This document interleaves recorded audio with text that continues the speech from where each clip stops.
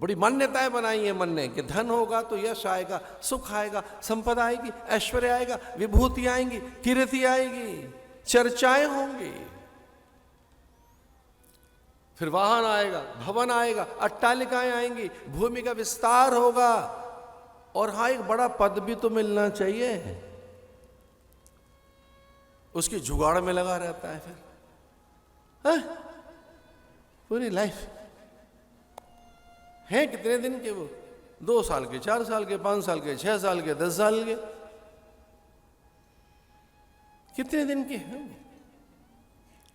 वो भी चिरकालिक नहीं है। अगर ऐसा भी हो तो चलो उन पे भी ध्यान लगाया जाए।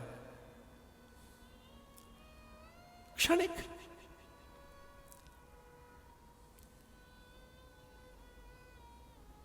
अद्भुत।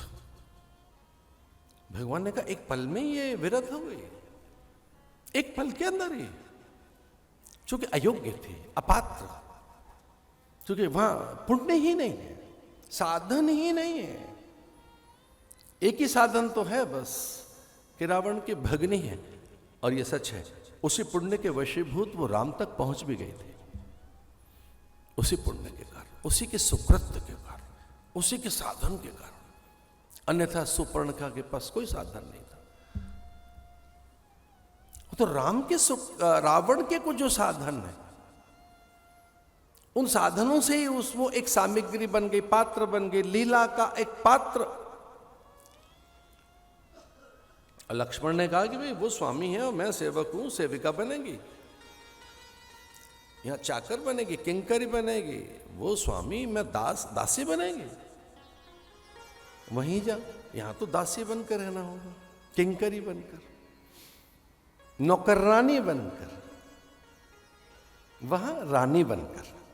नौकरानी और रानी, देख क्या करना है, एक बार और वहीं जाओ।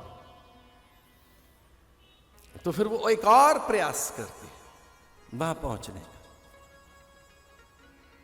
और जब वहां पहुंचने का प्रयास करती है तो राम ने फिर कहा कि वहीं साधन, नियम, व्रत फलीभूत होंगे, वहीं क्रम का पता लगेगा।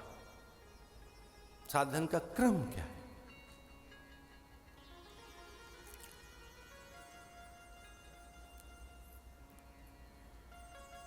तो जो व्यक्ति साधनहीन होता है, श्रीहीन, विद्याहीन, जो अविवेकी होता है, जिसके पास आध्यात्मिक विचार नहीं होता, उसे बड़ी जल्दी क्रोध आता है।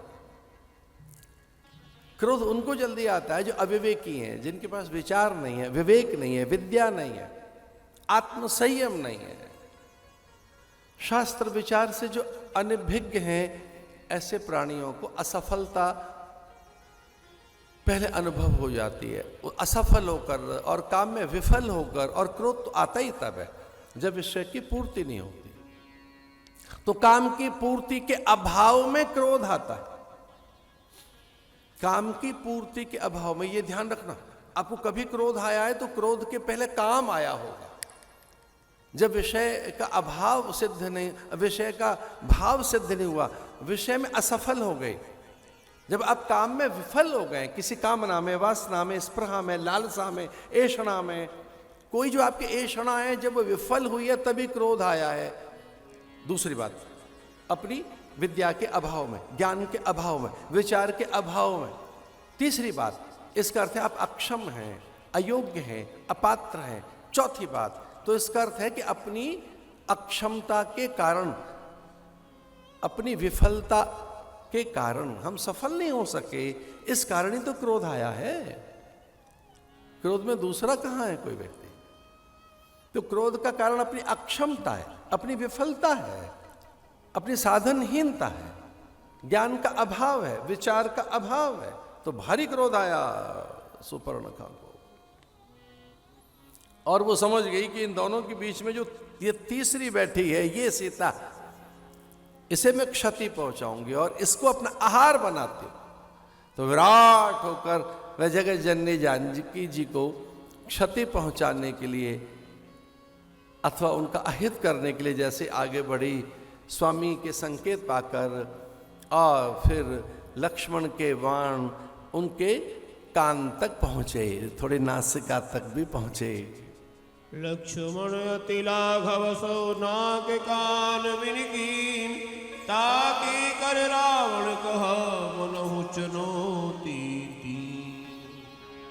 रावण को चुनौती देने के लिए उसने साचरी सत्ता को कि हर चीज ऐसे हठात छीनी नहीं जाएगी, अपराध नहीं की जाएगी, अब वो उनकी परंपरा है, वो उनकी प्रकृति है। रावण के पास जो भी वस्तु है वो छीनी हुई है, छल से, बल से, प्रपंच से। एक भी वस्तु स्वार्जित नहीं है। कभी इस पे चर्चा करेंगे हम। रावण के पास एक भी वस्तु अपनी नहीं थी, सब छीनी हुई वस्तुएं थी, अपराध वस्तु।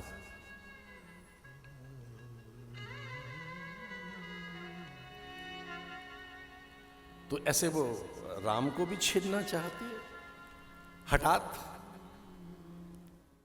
गुरुदेव ने एक तरीके से भी आज्ञा नहीं दी है, गुरुदेव प्रार्थना जैसा करते हुए दिखाई दे रहे।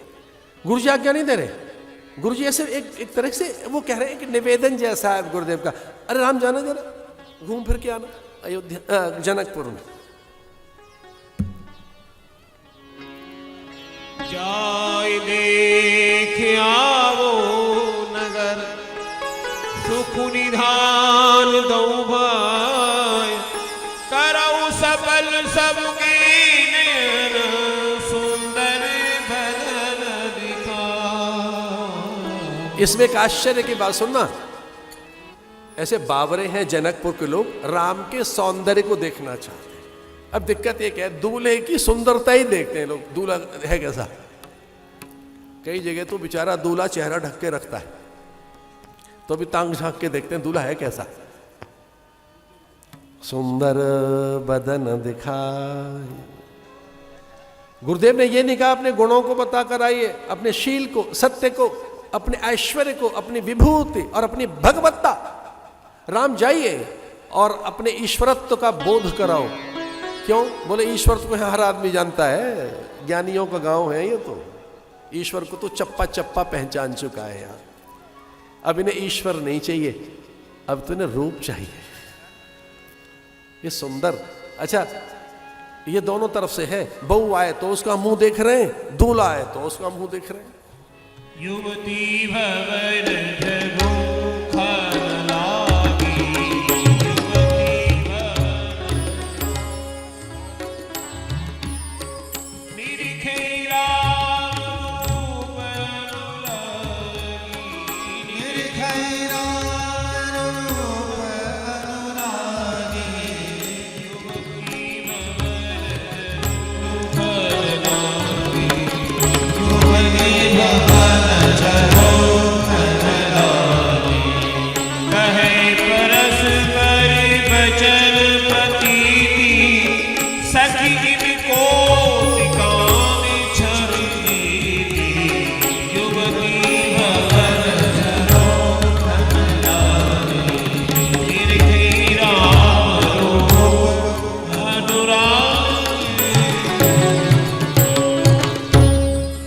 संपूर्ण जनकपुर में राम के रूप की चर्चा है।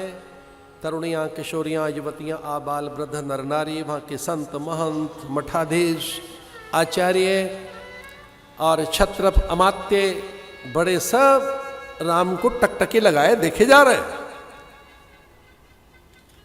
अभी सब दुखी हो गए, इतने दुखी हो गए राम को देख के सब कि ये क्या हुआ, ऐसी क्यों प्रतिज्ञा कर ली राजा जनक ने कि जो धनुष उठाएगा उससे लली का विवाह होगा।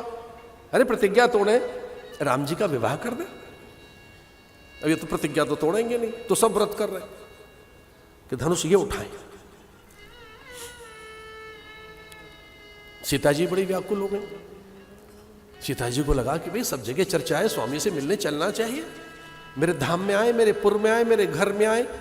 और ये पुराणों में चर्चा तो है ही सब जगह, भगवान का अपना कोई घर नहीं है। भगवान तो लक्ष्मी के घर में रहते हैं। सच मानिए, भगवान का अपना कोई घर नहीं है। लक्ष्मी जी अपना एक आयतन और निकेतन देती हैं। इसलिए आज भी हम लोगों के यहाँ झगड़ा झंझट हो तो कहते हैं ये गृह लक्ष्मी है, और भैया तू बाहर निकल, दुकान में जा। ये गृह लक्ष्मी, गृह स्वामिनी, ये गृह स्वामिनी। अब स्वामी हमारे यहां आए, हम चलेंगे। इसलिए मां को मनाने गई वो पार्वती को, सुंदर सा थाल अपने आप सजाया, उसमें मेहंदी रखती हैं सबसे पहले, हल्दी, कुमकुम, कंकण, मोदक, आभूषण, दिव्य परिधान, बड़े थाल में सब अच्छी चीजें रख रही हैं। सोने के पात्र में जल रख रही हैं, मधुपर्क रख रही हैं, मां के पूजन करने के लिए, पार्वती का पूजन करने के लिए पहुंची। मां का पूजन करने के लिए अपनी सखियों के साथ, जय गजबदन षडानन माता, ये कहकर कि तू षडानन की मां है, गजानन की मां है, महेश आपके पति है, जय जय जय गिरिराज किशोरी, जय महेश मुख चंद्र चकोरी, हे गिरिराज किशोरी, हे गौरी, मैं तेरा पूजन करने आई। वो पार्वती का पूजन नहीं करने गई, किनका गई है? गौरी का। और गौरी तत्काल प्रसन्न होती है। पार्वती में वो गौरी का भाव लेकर गई। गौरी में उतनी ही आकुलता रहती है वर देने की जितनी महादेव में है, और महादेव आशुतोष है, महादेव जल्दी प्रसन्न होते हैं। उनसे भी अधिक आशुतोष, त्वरा, त्वरा कहते हैं जल्दी को, त्वरा संस्कृत भाषा का शब्द है, त्वरा माने झटपट, झटेति, ये झटेति शब्द है संस्कृत भाषा का है, झटपट, झटपट ले, जो तुझे चाहिए निकल। पार्वती कहती है भाई जो तुझे चाहिए निकल ले। इतनी प्रसन्न हो गई। जय जय जय गिरिराज किशोरी, जय महेश मुखचंद्र चकोरी।